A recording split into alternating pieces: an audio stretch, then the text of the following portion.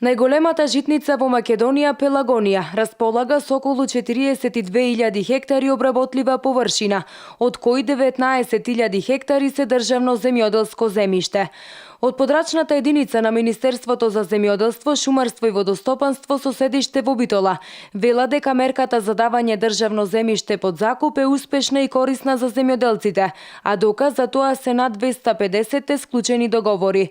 Оттаму потврдуваат дека и годинава продолжуваат со доделување на државно земјиште, а за негово користење треба да се исполнат неколку услови. За да може да аплицира на државно земјоделско земјиште, мора да е запишан во единствениот регистар на земјоделски стопанства во фарм регистарот кај нас во подрачната единица.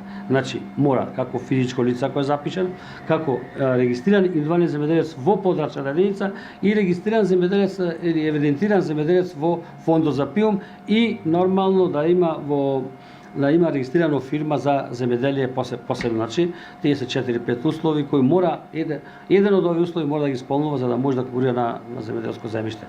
Согласно Законот за земјоделско земјиште, земјиштето во државна сопственост се издава на два начина, односно изнајмување на државно земјиште до 3 хектари и изнајмување на земјиште над 3 хектари. Моментално имаме ние еден оглас, се предвидува некаде околу 40 на хектари да се дадат на оглас до 3 хектари.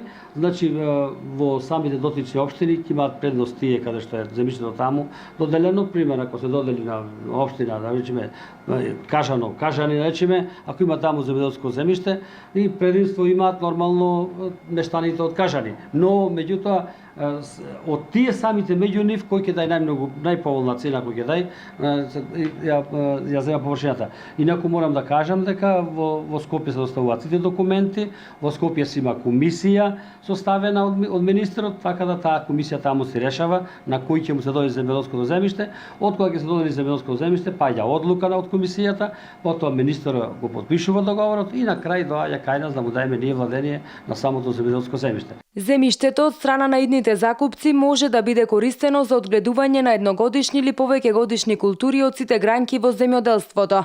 Согласно културата која ќе се одгледува, ќе биде потпишан и договор за закуп за период од 15 години за едногодишни култури, 30 години за долгогодишни лозови насади, 50 години закуп за одгледување на маслинки и 70 години за одгледување на лешници. Доколку не се почитуваат одредбите од договорот, ресорното министерство може еднострано да го раскине.